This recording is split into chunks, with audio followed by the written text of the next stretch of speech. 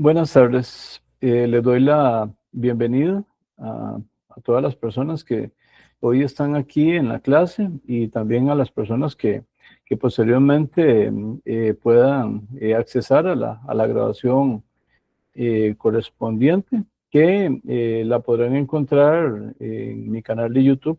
Ahí podrán tener acceso a esta grabación y otras grabaciones vinculadas con nuestra materia. El objetivo académico de hoy tiene que ver con la continuación del análisis del contrato por excelencia, que es la compraventa, y específicamente hoy nos vamos a centrar en los aspectos vinculados con la parte conceptual de la compraventa. Vamos a ver también un poquito de lo que son las características propias de este contrato, que precisamente desde la perspectiva de los elementos naturales son los que nos definen lo que es específicamente el contrato de compraventa. Espero que nos alcance también para ver los elementos del contrato y manifestarles que posteriormente, más adelante, en clases posteriores, vamos a estar viendo lo que tiene que ver con la parte efectual de la compraventa y vamos a analizarlo también desde la perspectiva del derecho mercantil. Eso es lo que nos espera para la clase de hoy. Y vamos a empezar con esta parte conceptual. En primer lugar, y hago una aclaración, este concepto que está planteado aquí tiene que ver con una visión más desde la perspectiva privada, pero en la parte civil. Como ustedes lo pueden ver ahí, ¿verdad? Ahí está más cercano a un tema de carácter subjetivo en este acercamiento conceptual, y más bien lo diferencia en forma negativa del contrato mercantil. Entonces, si no participan comerciantes o no hay un objeto de comercio, entonces se dice que estamos frente a ese contrato de compraventa civil.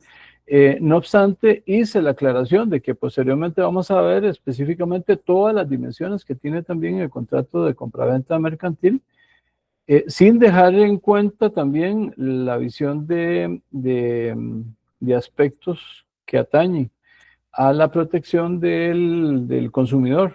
Entonces vamos a ver también diferentes versiones o puntos de interés que tratan según nos vayamos vinculando con la compraventa en sus diferentes facetas. Hay otra definición que me gustaría que alguien me colaborara con la lectura. Es una definición de un doctrinista español, don Manuel Albaladejo. Define la compraventa de la siguiente forma. Yo le puedo ayudar, profe. Por favor, Gabriel, sí. Dice, concepto de compraventa. La compraventa, o por abreviar, venta o compra, es un contrato por el que una parte, vendedor, se obliga a transmitir una cosa o derecho a otra, compradora, a cambio de que ésta obliga a pagarle una suma de dinero llamada precio. Manuel Alvarado. Sí, gracias, Gabriel. Vean que cuando asimilamos esta definición de don Manuel Albaladejo, se nos acerca mucho a la definición que en la última etapa de los romanos, en la época imperial y principalmente cuando se estaba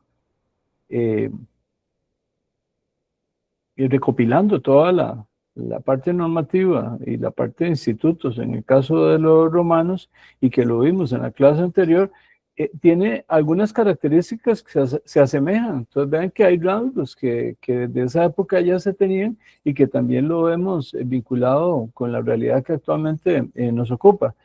Podríamos encontrar muchas definiciones de la compraventa, pero en realidad eso era la idea era como tener alguna referencia, ahí ya la tenemos, y vamos a adentrarnos ahora a los aspectos que son característicos del contrato de compraventa, con algunas aclaraciones que vamos a ir planteando dependiendo de cada una de esas características. La primera es un concepto que ya lo hemos venido desarrollando desde el principio del curso, y es la participación de la consensualidad. Y esta aplica en todos los sistemas como el nuestro, que parte de una perfección del contrato a partir de la consensualidad. ¿Y qué es lo que ocurre aquí? Hay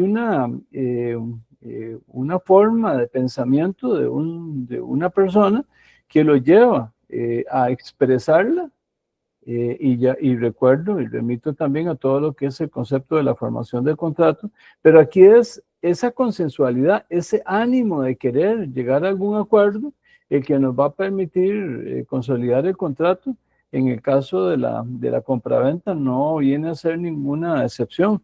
Y vamos a ver que también lo analizamos cuando veamos un poco la parte de la forma, y ya lo hemos venido desarrollando en nuestras clases, en el sentido de que podría aparecer en algún momento elementos de forma, pero vamos a entender que cuando eso ocurre, estamos hablando de un aporte adicional que tiene que ver directamente con afectación de terceros, o sea, es un tema de oponibilidad entre las partes. Ese negocio resultará eficaz, resultará válido con solo el concurso de los acuerdos de las voluntades, de los consentimientos manifestados.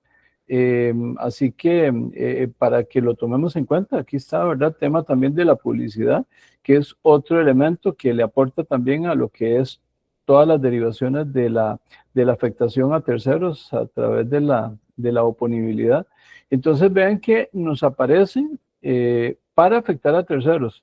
Cuando, por ejemplo, estamos frente a un supuesto de una venta de un bien registral y nos pide un requisito de una forma determinada de presentación al registro, de inscribir el registro, estamos hablando de un negocio, de una compraventa, en este caso, que es válida, está perfeccionada, y que se genera esa publicidad por temas de seguridad jurídica frente a los mismos terceros, de que todos lo conozcan entre las partes, independientemente de esa publicidad, sigue siendo un negocio, como lo decía anteriormente, válido y también eficaz. Aquí hay normas que durante el curso en esta materia hemos venido señalando. Por ahí tenemos un artículo que lo hemos leído varias veces, y cómo eventualmente su aplicación, lo mismo que la norma análoga en el Código de Comercio, que es el artículo 442, que ahí está citada y que ya lo hemos visto también para otros temas. Lo que nos viene a indicar es que cuando las partes se ponen de acuerdo y aquí interviene el consentimiento entre cosa y precio, ya tenemos perfeccionado el contrato. Esto viene unido a otras normas que también hemos estado desarrollando, pero que no dejan de ser relevantes, y ahí se menciona el artículo 1007. Yo diría que básicamente son 3 normas que son seguidas, que complementan esto, además del 480.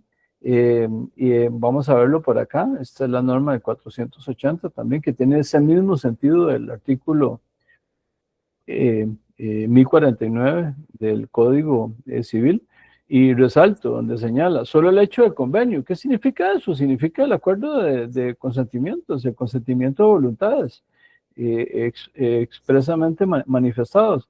Pero vuelve a decir, independientemente de su inscripción al registro o de la tradición, en aquellos casos donde estemos frente a bienes o derechos que no son sujetos al registro.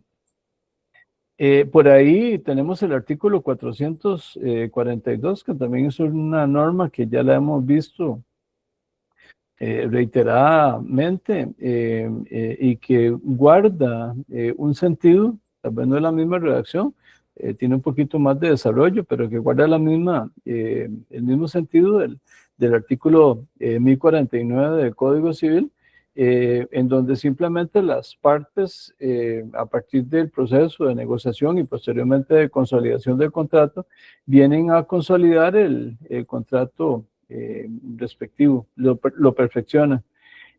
Aquí en la presentación ustedes no van a encontrar las otras normas, pero aún a pesar de eso, me parece que es importante remitir a las normas que hemos repasado varias veces, pero son 3 normas, el artículo 1007, el artículo 1008 y el artículo 1009 del Código Civil, que son como complementos de las normas que aquí están citadas.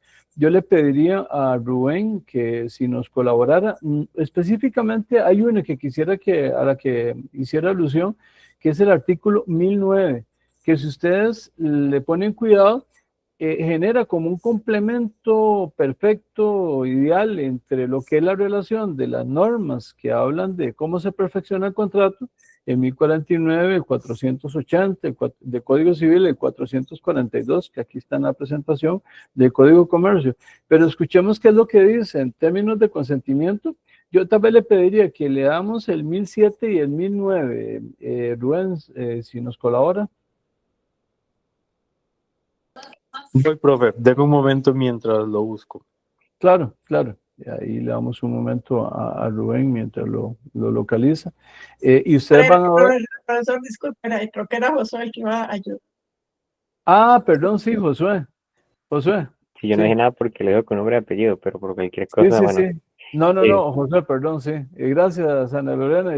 Y Rubén, ahí le disculpa que lo puse ahí en carrera. Ahorita ponemos también a participar a Rubén.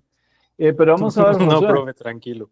Ok, Josué, sí, es que aclaro que Rubén no es que no quiera colaborar, él tiene algún problema de conexión y me lo había advertido antes de la grabación. Así que igual Rubén, gracias y igual de antemano le agradezco a Josué Madrigal, bueno, a la Lorena por la aclaración y a José que nos va a ir a estar colaborando ahí con la referencia de alguna normativa.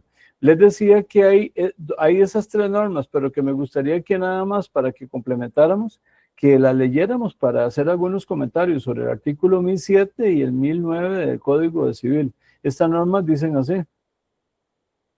Artículo 1007. Además de las condiciones indispensables para la validez de las obligaciones en general, para las que nacen de contrato se requiere el consentimiento y que se cumplan las solemnidades que la ley exija. Esto complementa cosas de las que estamos hablando. Vea que hay un complemento, hay un contrato válido, se dan los elementos que producen esa validez, principalmente todo lo que tiene que ver con elementos esenciales.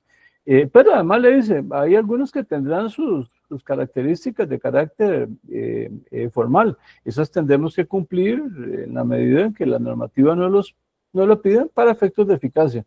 Y complementamos eso con el artículo 1009. Dice así.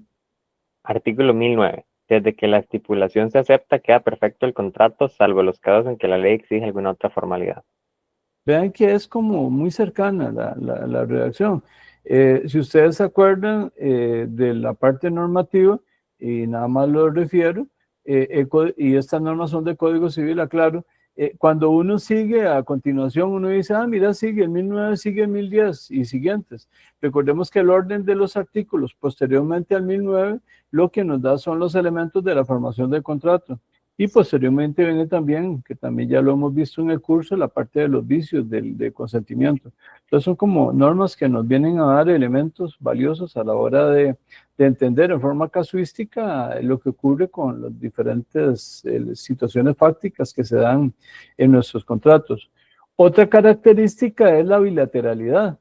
Estamos hablando de un contrato bilateral. Lo habíamos ubicado como uno de los contratos característicos de los supuestos de contratos bilaterales.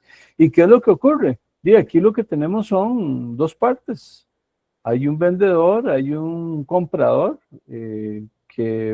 vamos a ver que también hay otra característica que tiene que ver con la conmutatividad más adelante, pero aquí es alguien que entrega algo y otra persona a la que le pagan por eso que está entregando. Ese es el sentido de la bilateralidad. Vamos a ver ya un poco más adelante, no en la clase de hoy, pero vamos a ver también más adelante lo que tiene que ver con la parte de cuáles son las obligaciones en uno y en otro caso. Eso todavía no lo vamos a desarrollar, pero que nos vayamos ubicando en lo que son específicamente estas características. Estamos hablando también de un contrato que nos reporta una afectación directa desde el punto de vista patrimonial, por lo tanto es un contrato oneroso. En principio debería ser un contrato que maneja algún nivel de equivalencia. Vamos a verlo también, que está vinculado con la conmutatividad del contrato. No es exactamente lo mismo, pero sí está vinculado. Es algo querido, no necesariamente se da, porque podría ser que en circunstancias determinadas una persona, por ejemplo, quiere realizar una venta y por un tema de oportunidad necesita venderlo muy pronto y que pensemos que que llega y la vende más barata. Bueno, ahí no hay una relación perfecta de equivalencia, ¿verdad? Pero sigue manifestándose como un tipo de contrato de compraventa. Lo ideal es que genere algún nivel de equivalencia. Otra posibilidad es que una persona, por ejemplo, tenga un avalúo de un bien y que él considere por un tema de tipo personal que el bien tiene que ser cobrado más alto. Y si una persona se lo quiere pagar, ya eso es problema del comprador. Y sí ocurre en la práctica. A veces las partes dicen, sometámoslo a un avalúo para determinar el valor del objeto contractual. El perito, pensando que ese contrató para eso, emite un valor determinado. Y resulta que sobre eso el vendedor dice, no, pero yo sobre eso quiero que me pague más, porque resulta que el bien que yo estoy vendiendo tiene una importancia personal, familiar, etcétera. Cualquier persona le puede contestar, bueno, eso es un tema suyo, ¿verdad? No obstante, la otra persona, el comprador, podría perfectamente llegar a decir, sí, estoy de acuerdo con pagarle esa diferencia. Ahí se estaría quebrando una equivalencia, pero más bien a la alza, ¿verdad? En términos del valor del bien o el derecho que se está transando. Esta es otra característica que ya se la había mencionado, el tema de la conmutatividad. ¿Qué significa? Aquí hay una situación de que se parte de que a ambas partes saben con certeza qué es lo que corresponde, qué es lo que cada uno como parte de su accionar tiene que realizar en esa contratación. Y ven que aquí se diferencia de los contratos aleatorios, que nosotros hemos estado mencionando desde la parte de las clasificaciones de los contratos, en donde el fin de la consecuencia del contrato al final no se sabe. Puede ser que ocurra, puede ser que no. En el caso de la compraventa, se sabe en tesis de principio qué es lo que una y otra parte van a hacer. Y vean que por ahí, y después lo vamos a ver normativamente, se hace la excepción de la venta de cosa futura. Ese es un caso en donde sí, las partes pueden manejar una compra-venta y esa cosa futura puede estar sujeta a una serie de aspectos que al final afecten su existencia incluso. Por lo tanto, podría estar impactando directamente el objeto contractual. Eso ya tendremos que aplicarle reglas que hemos visto de cuál es la aplicación de la teoría del riesgo, ¿verdad? Si es para el vendedor o al comprador, dependerá mucho de las circunstancias de la negociación y lo que hayan plasmado dentro de la regulación, de la formalización del contrato respectivo. Aquí, y voy a comentarlo más bien con la imagen que está ahí. Imaginémonos una casa y qué significa la piscina para una casa. Y por supuesto que salvo alguna excepción, ¿verdad? Y puede ser que para alguna persona la piscina sea lo más importante. Pero en principio, una piscina para una casa es un accesorio. El caso del contrato de compra-venta se comporta como un contrato principal. ¿Y por qué se establece esta característica? Porque podríamos encontrar casos de contratos, por ejemplo, como una hipoteca, que puede ser un accesorio a la compraventa. Yo tengo que tener la compraventa para generar una hipoteca sobre ese inmueble. O si fuera un vehículo, el contrato de la compraventa, ya se hizo la transacción, se hizo la perfección del contrato y le agrego una prenda o una garantía mobiliaria o una garantía prendaria. Esos son, digamos, alternativas que se tienen y son contratos accesorios. La compraventa por sí es principal, tiene su vida por sí misma y sus elementos la hacen que las partes llegan a algo querido directamente por ellas mismas. La simultaneidad en la ejecución, les quiero hacer la observación de que no siempre se da, es algo también, algo deseable, pero que no es obligatorio, en el sentido de que, tal y como está en la imagen, una persona entrega algo, bueno, ahí está entregando un bien, ¿verdad? Pareciera que más eso es como más una permuta, porque es un bien contra un bien. Creo que quedaría todavía de una forma más representativa si lo que estuviera entregando es recursos, es dinero, que es el caso de la compraventa. No obstante, las partes, como lo hemos visto, podrían diferir perfectamente la eficacia en cualquiera de los dos temas, ¿verdad? Incluso vamos a ver que hay contratos de compraventa que también los desarrollamos en el segundo curso, que no obstante ser compra-venta, podría ser que se distancien en el tiempo. Es lo que ocurre con contratos continuados o que se genera en tracto sucesivo, ¿verdad? En donde las entregas son en forma periódica. Igual podría ser que no sea un contrato diferido, que sea un contrato de ejecución, que se parte de que sea de ejecución inmediata, pero que por acuerdo de las partes, aún a pesar de que ya esté pagado, la entrega sea posterior. O lo digo en contrario, que se entregue el bien y que se pague después. Eso ya dependerá de acuerdos y confianzas que existan a nivel de las partes correspondientes. Y este contrato, también como una de sus características, es un contrato traslativo de dominio. Por lo tanto, la persona que vende tiene que ser la persona que ejerce el dominio. Podría ser también que sea un apoderado, que también lo vamos a ver cuando vamos al contrato de mandato, pero tiene facultades. Es el caso en ese caso el mandato que tiene la característica de la facultad de disposición. Vamos a ver después los tipos de mandato, pero en este caso es un mandato que permite, por medio de la sustitución del vendedor, participar, pero en cualquiera de estos dos supuestos, ya sea por sí mismo o a través de ese tercero que lo representa, tendríamos que hablar de que tenga facultades de traslado del dominio. Ese es el conjunto de las características del contrato de compra-venta. Ahora vamos a empezar a hablar en forma concreta de los elementos del contrato. Y hablamos de que son 3. Vamos a ver que algunos son constitutivos también de validez, como el caso de algunos requisitos de naturaleza personal. Los elementos reales pareciera que están más cercanos a un asunto de eficacia, y los elementos formales que podrían ser que aparezcan, pero podría ser que por otro lado no sean necesarios. Va a depender del tipo de bien, de su registrabilidad, de la exigencia normativa a la hora de que el ordenamiento jurídico establece la posibilidad o la necesidad de que se establezca algún nivel de formalidad correspondiente. Aquí entraríamos en el capítulo de requisitos o elementos accidentales, en todo lo que tiene que ver con aspectos de forma que también ya los hemos desarrollado durante el curso. En lo que corresponde a la parte de los elementos personales, y que les decía que son elementos esenciales también, vean que fundamentalmente estamos hablando de capacidad y consentimiento.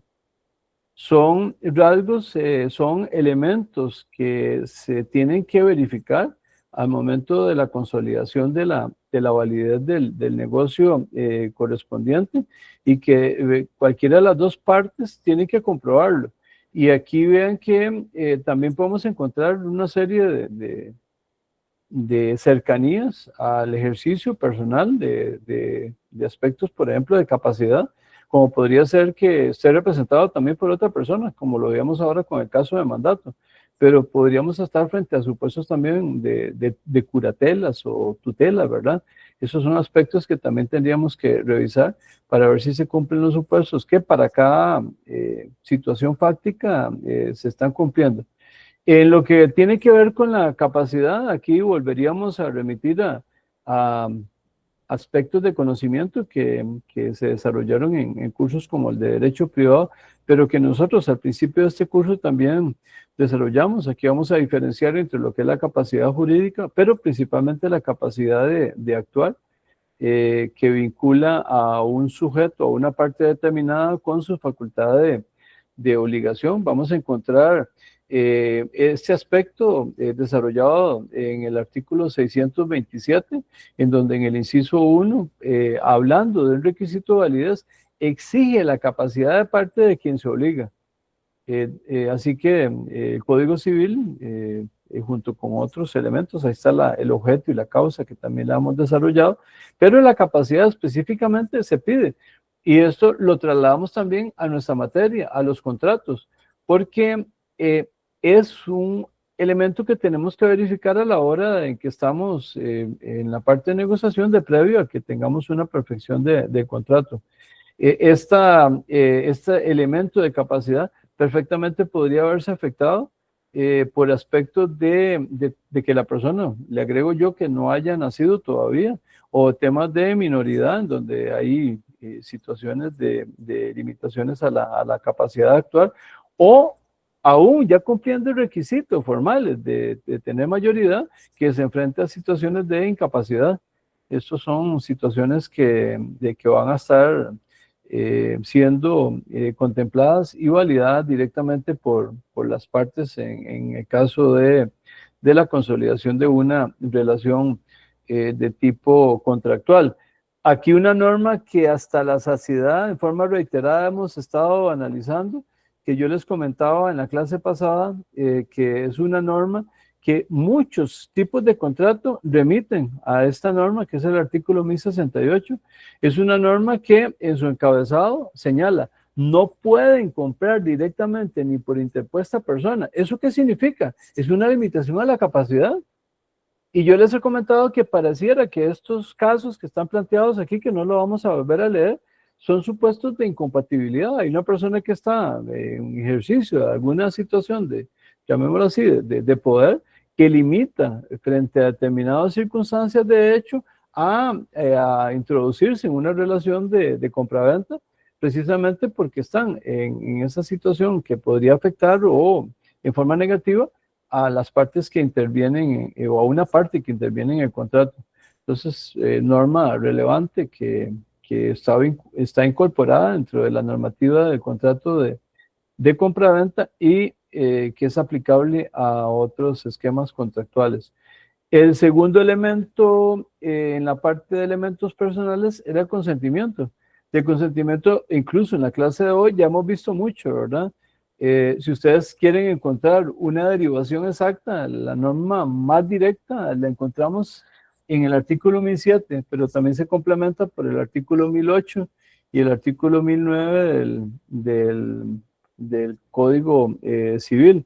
Y en el caso específico de la participación en el contrato de compraventa, cuando las partes llegan a acordar cosa y precio, lo mismo que está contemplado en el artículo 480 del Código Civil y el 442 del Código de Comercio, es una manifestación expresa de este elemento personal del consentimiento, que es la voluntad expresada, en donde las partes se ponen de acuerdo, y aquí vienen todos los elementos que hemos visto hasta la saciedad en lo que tiene que ver con la parte de formación de contrato y cómo las partes llegan un momento a acordarlo, se van uniendo, llega, y a partir de la teoría que cada sistema sigue, ya vemos que en el caso de nosotros era el sistema de la recepción, el que aplicábamos, en donde ya la persona que emite una oferta recibe la oferta por parte del comprador y se consolida, en ese caso, el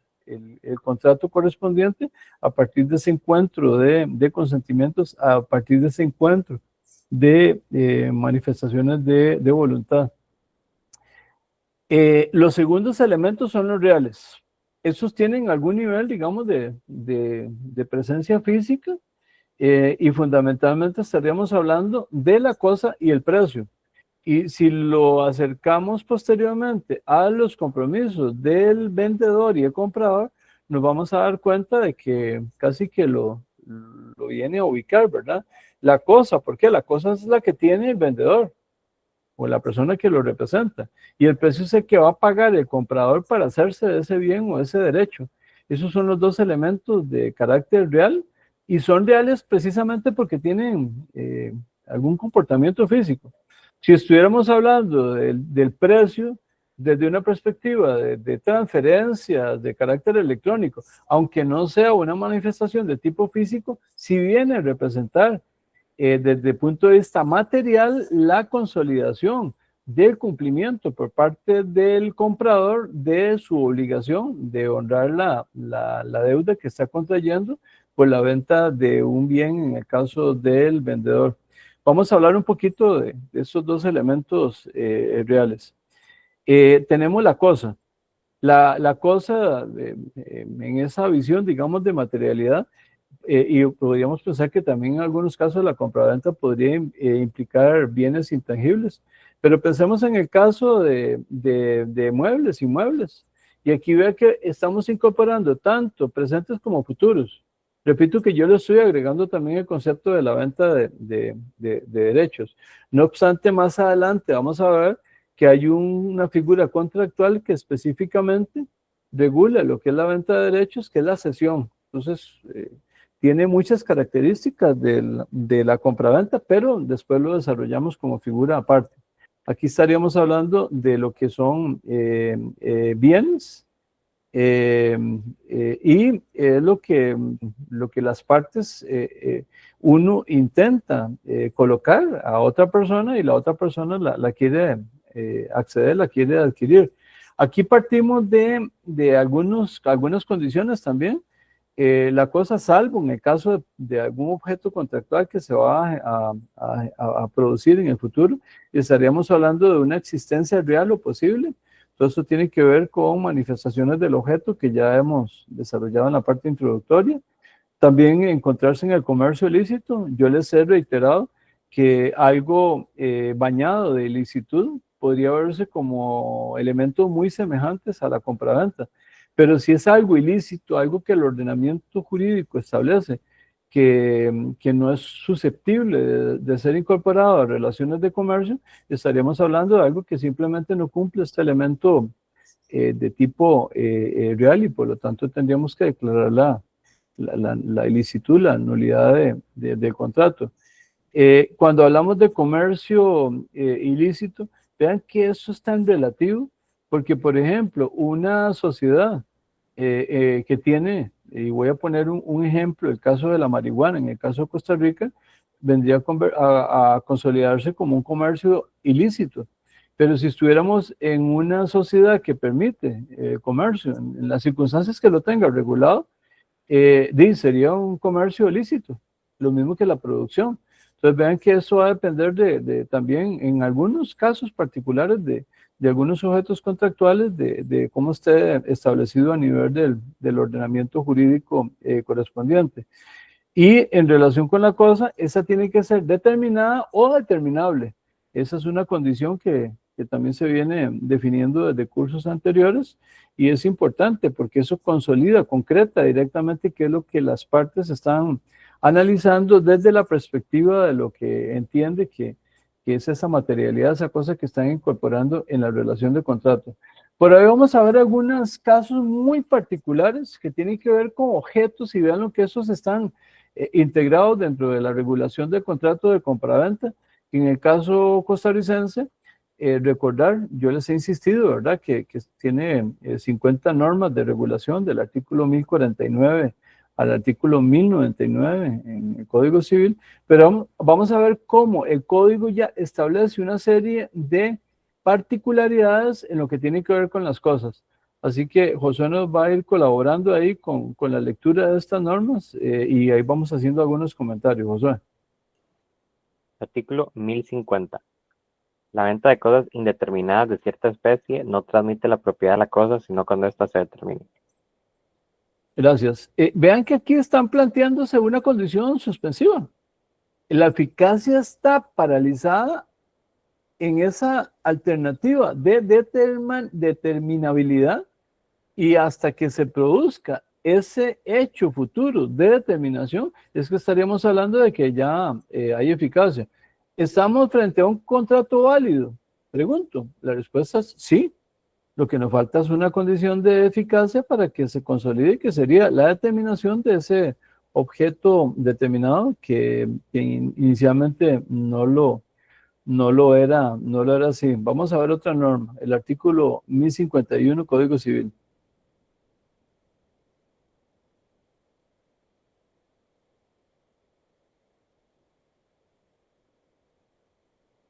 (1051) La venta de cosas fungibles que se haga no por junta, sino por peso, cuenta o medida. Ahí nos detenemos nada más para ir haciendo comentarios, José, yo lo voy interrumpiendo. Vean que aquí ponen características. Las cosas fungibles son aquellas que son, hablemos así de forma genérica. Aquí estamos planteando, por ejemplo, cosechas y bueno, Alguien me podría decir, bueno, es que yo podría determinar un tipo de cosecha. Bueno, sí. Esas individualidades no las vamos a ver. Estamos hablando de bienes, digamos, que son genéricos. Pero vean que aquí nos da características de peso, de contar o de medir. Entonces vamos a ver que sigue agregando la norma. ¿Qué es lo que ocurre? O sea, Aunque existe desde su celebración como contrato productor de obligaciones, no se transmite la propiedad hasta que se cuentan, pesen o midan dichas cosas. esas son condiciones, gracias, son condiciones que están establecidas en el mismo contrato y va a depender de manifestaciones de objeto contractual, en donde se establece estas características. Si por ejemplo estamos hablando de una producción de granos, por ejemplo, en donde son productos de tipo genérico, y reitero que no le encontremos alguna cercanía con alguna manifestación particular, tengo que consolidarlo cuando ya esté pesado, o cuando ya estén contados, o cuando ya esté medido. Pensemos otro ejemplo, el caso de una producción de vino. Y aquí vean que podríamos estar de frente a una producción de cosas fungibles, pero también ahora vamos a practicar aquí, vamos a convertirlo en no fungible. Yo les voy a preguntar eso ahora más adelante. Pero pensemos que estamos hablando de una producción fungible. Ahí es muy posible que sea de características determinadas y lo que va a determinar es que se cuenten las botellas, los litros, los galones o las cajas. Ahí sería más que por peso, sería por un tema de contar. ¿Cómo podrían ustedes, en el caso del vino, convertir una cosa fungible a una cosa no fungible? Y por lo tanto que no calce esta norma que está establecido en la normativa de contrato de compraventa.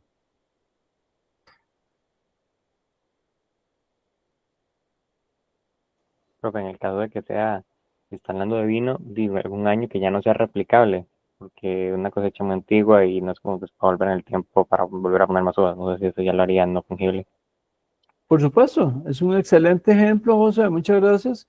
Y sí, yo puedo estar hablando de botellas de vino en forma genérica, pero si hablo de una cosecha determinada, como bien lo dijo Josué, de una casa comercial, de un año determinado, de una producción determinada que generó, estaríamos hablando de un bien no fungible, entonces no le podríamos aplicar esta norma.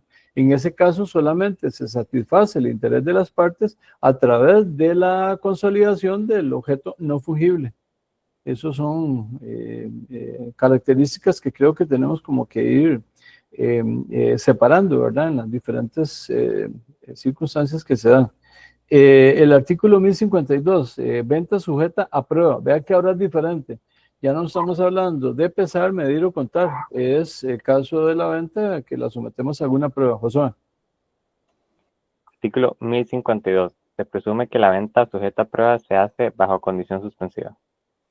Aquí, ¿por qué es condición suspensiva? Un elemento accidental que le agregamos, porque la parte lo que quiere es que se llegue a concretar el objeto determinado a partir de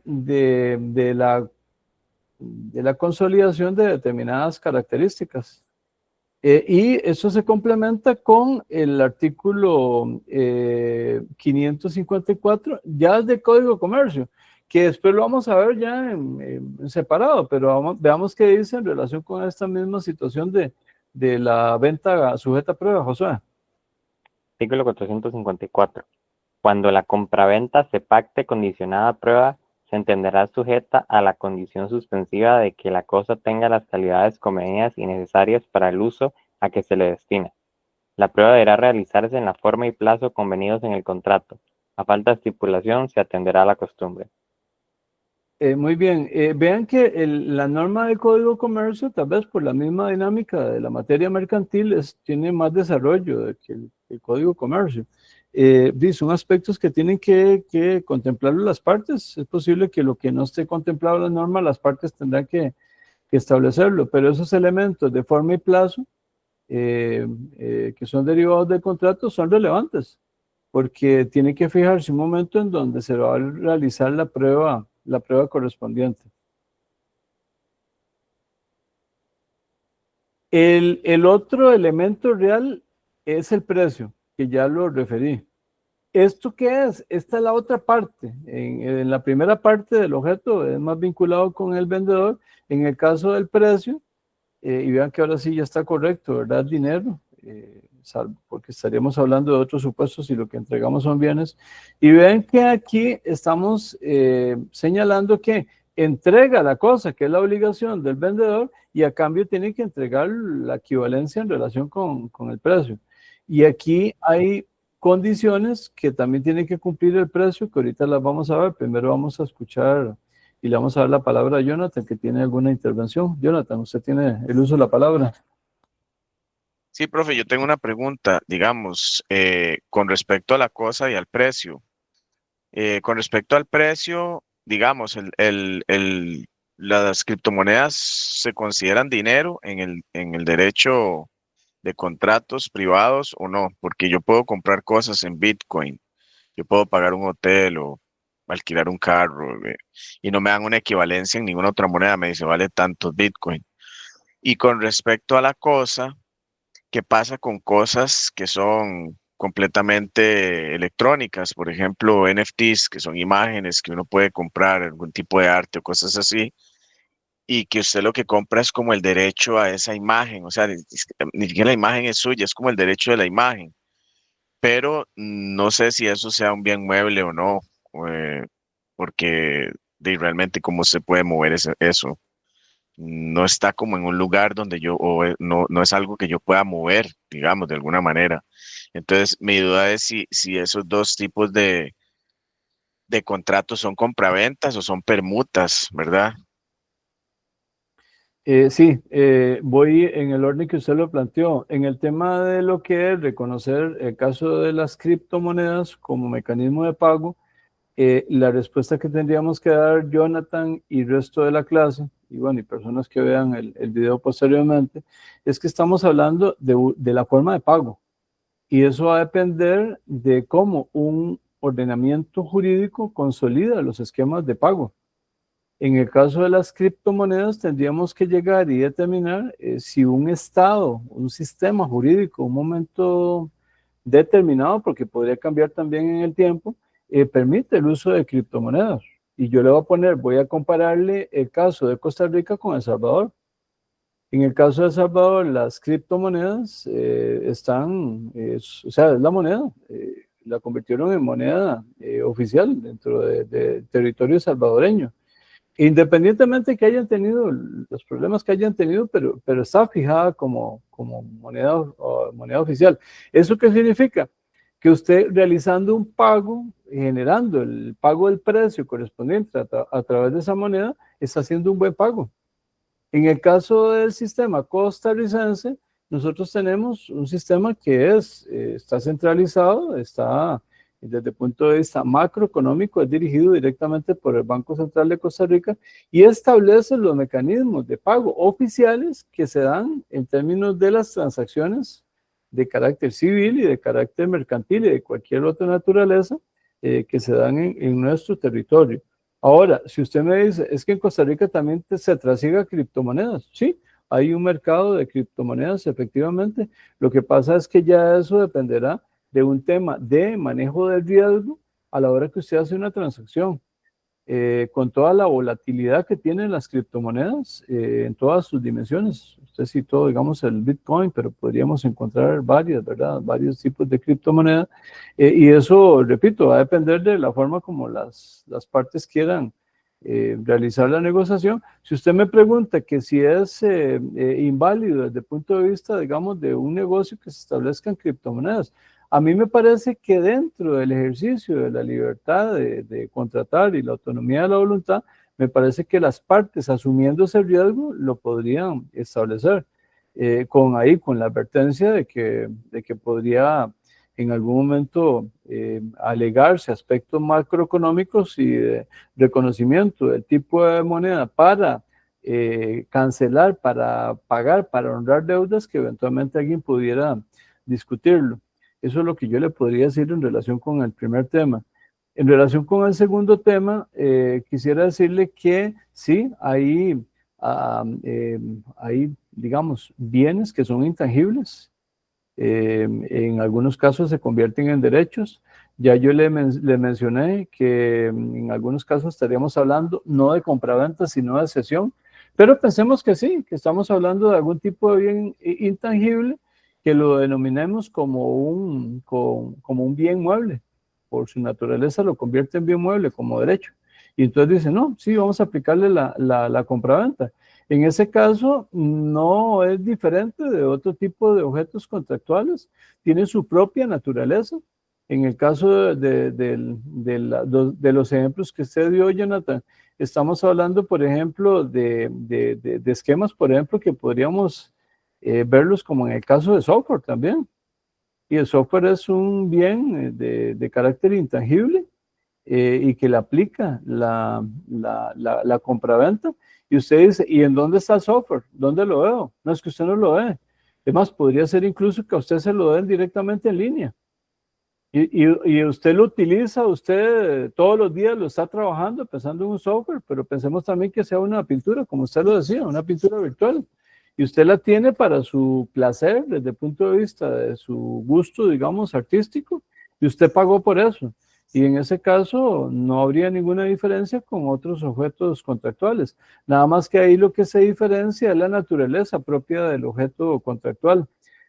Vea que, por ejemplo, cuando nosotros nos hemos acercado a esquemas como el contrato electrónico, que principalmente se da a nivel internacional, pero que también a nivel nacional se da mucho de eso, ¿verdad? Uno podría pensar, ¿y dónde está el precio? Bueno, el precio ya está fijado, digamos, en ese caso, en un listado, digamos, de un inventario de precios que tiene el vendedor. Y yo simplemente selecciono, le doy un botón, ¿y qué es lo que ocurre con el tema del precio? Automáticamente, cuando yo oprimo el botón, automáticamente se lo descuentan a una tarjeta que está escrita a la negociación con esa empresa. O que yo incluso en el momento determinado simplemente doy la autorización para que lo rebajen en una tarjeta. En ese momento, el pago es completamente electrónico, casi que en línea. Se produjo el perfeccionamiento del contrato. Es un contrato que tampoco no se ve en el plano, digamos, práctico. Decir, es que aquí no hay contrato. No, sí hay contrato. Lo que pasa es que es un contrato electrónico. Y el precio lo que genera es una transferencia también. Que repito, y aquí lo vinculo con el tema anterior, se partiría de que son los mecanismos oficiales de pago a nivel de un sistema jurídico costarricense que son los que dan seguridad jurídica en la transacción comercial, y los que realicen a través en el esquema de criptomonedas seguirán el manejo de la teoría del riesgo según cada sistema jurídico que lo contemple. Y en el que no lo contemple también es un tema de riesgo directamente por cada una de las partes. Muchas gracias, profe. Con mucho gusto. Les decía que en el caso del precio hay también 3 condiciones que se tienen que cumplir: la veracidad, la determinabilidad, que es parecido a la parte del objeto contractual, pero aquí desde la perspectiva de precio, y la pecuniariedad. Vamos a ver un poquito de estos, o a comentar un poquito de esto. La veracidad está referido a un tema, digamos, de que tiene que ser algo cierto, a partir, y bueno, esto me acerca un poco a la pregunta que hacía Jonathan. Cuando hablamos de veracidad, yo tengo que verificar que se trate de mecanismos de pago que sean acordes con las seguridades que el negocio implica. Y eso dependerá mucho del tipo de transacción que realice. Si uno estuviera en Costa Rica y está negociando, por ejemplo, con un empresario salvadoreño, es posible que en algún momento el empresario salvadoreño diga, le puedo pagar por ejemplo, que sea el comprador el salvadoreño, le puedo pagar con criptomonedas. Es muy posible que el vendedor costarricense le diga, no, yo no transo con criptomonedas, en Costa Rica no es aceptado como medio oficial de pago, y aunque sí se dan algunas transacciones en el mercado, yo prefiero que me lo paguen a través de algún mecanismo de pago, ya sea en colones o en dólares o en euros, en la moneda que se establezca. pero eso ya quedará a un tema de verificación directamente por las partes, pero tiene que ser veraz. Y es muy importante también a los efectos de evitar problemas patológicos, por ejemplo, de estafas, de que la persona verifique que se realizó el pago correspondiente.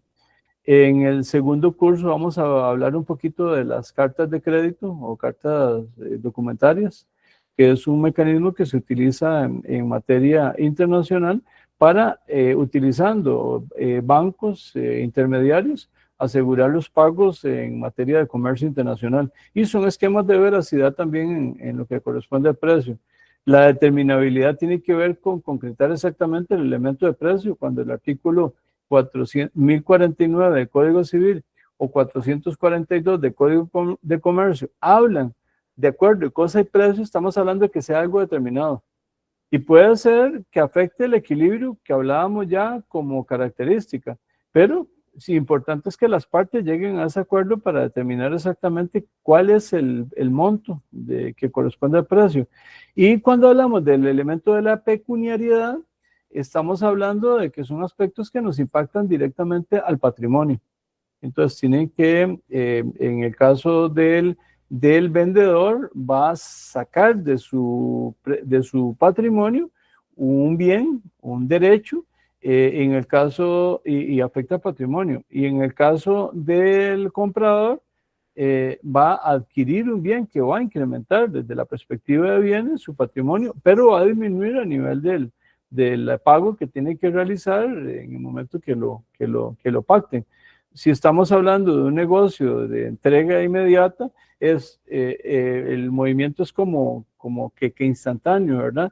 Se me disminuye el monto, digamos, por ejemplo, en cuentas de dinero, me afecta patrimonio, pero por otro lado me incrementa la parte de bienes.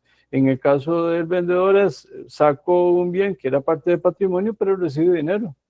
Esa es como la situación que se da en términos de lo que es la parte de precio. Y el último elemento son los elementos formales, que como ya les indicaba, no son un requisito, ¿verdad?, para la perfección del contrato, pero introducido al negocio correspondiente como elemento accidental o porque una norma lo establezca, simplemente participarán ya en la etapa de eficacia y de afectación de terceros. Ahí incluso se menciona, ¿verdad? En forma subrayada se dice, es por lo anterior que el elemento formal se mantiene simplemente como prueba ante terceros, mas no como presupuesto para que el contrato sea válido entre las partes. O sea, es un contrato que reunió todas sus condiciones de validez y en la etapa de eficacia, por decisión de las partes o por mandato legal, se establece la necesidad de que se genere una forma, adquiere una forma determinada. Y aquí agregaríamos como elementos formales no solamente agregarlo formal, digamos, como generarlo en escritura pública, podría ser que también estemos incorporando aspectos de tipo registrales. Eso dependerá de la naturaleza del objeto correspondiente. Aquí empezamos ya, y esto simplemente lo vamos a dejar introducido para la próxima clase.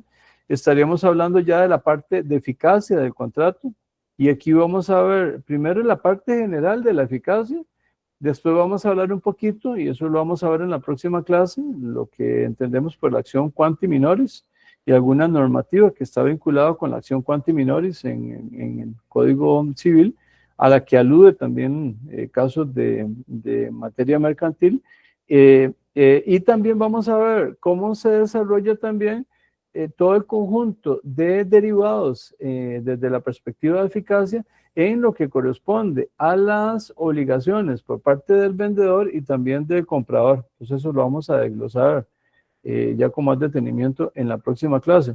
Por ahora nada más decir eso, ¿verdad? Que el vendedor lo que produce es una transferencia de un objeto a cambio de un precio en relación con el comprador. Y los terceros, y tal vez recordamos aspectos como los señalados en el artículo 455 del Código de Comercio, y también cuando hablábamos del principio de relatividad contractual, de que los terceros, lo que ocurre entre vendedor y comprador, en principio es simplemente es un hecho que no le afecta. ¿Y cuándo le va a afectar? Por ejemplo, cuando se den las condiciones de oponibilidad de carácter registral, porque le fue notificado, porque le fue comunicado de alguna manera, porque se enteró y yo lo puedo comprobar.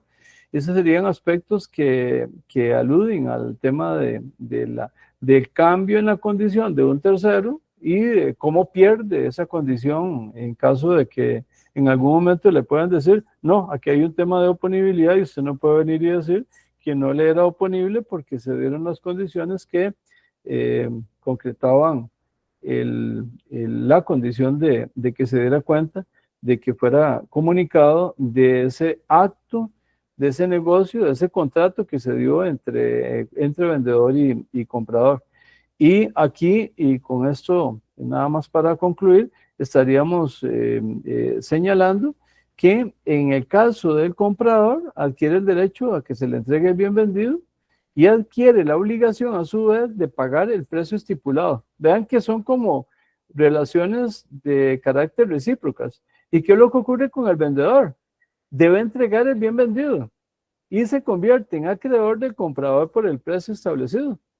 Esta es como una forma muy exacta, que aunque que está muy general, nos da una idea completa de cómo es que ocurre a lo interno del vínculo contractual la relación entre comprador y vendedor. Quisiera preguntar si hay alguna pregunta sobre lo que hemos hablado. Abro ahí el micrófono si alguien quisiera preguntar algo. Por el momento no, profe. Ok, bueno, espero que les haya quedado claro lo que hemos visto. Les reitero que para la próxima clase vamos a estar trabajando inicialmente con la acción Quanti Minoris, que es una acción muy interesante, que tiene efectos importantes, que se da situaciones de eso, aunque ustedes no lo crean, en la práctica se dan situaciones muy comunes en términos de esa aplicación de esta acción, que es una acción de tipo sustantivo, pero que en algunos casos tiene solución en materia jurisdiccional, y vamos a desarrollar a partir de lo que está planteado en la imagen, en esa filmina, vamos a entrarle directamente a lo que tiene que ver con las obligaciones del comprador, para posteriormente ya también ver en la otra faceta, que es cuáles son las condiciones de vendedor y comprador. En realidad vamos a ver las dos, ¿verdad? Entonces, todo lo que tiene que ver con la parte de la eficacia. Les doy mi agradecimiento a José por haber ahí colaborado, y bueno, en el caso de Jonathan que participó, Gabriel también. Jonathan levantó la mano. Profe, sí, es una pregunta del curso, pero no es de la materia. Es que el otro día usted lo mencionó, pero yo olvidé apuntarlo sobre cuándo entregaba las notas del trabajo. Es que yo sé que usted algo dijo la clase pasada y se me fue y no lo apunté en el momento.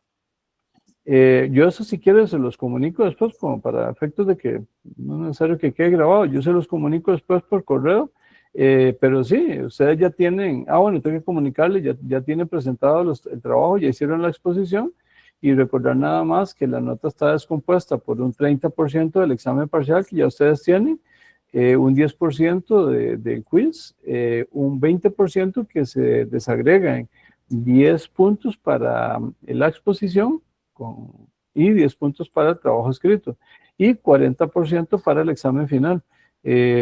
Posteriormente yo les voy a hacer llegar ahí en forma individual la calificación del trabajo en su parte que yo ya tengo la exposición, más la parte de la revisión del trabajo escrito. Y ya con eso ustedes completarían la nota de aprovechamiento. Lo que quedaría pendiente nada más es la realización del examen final, que, repito, más adelante nos ponemos de acuerdo con detalles del mismo.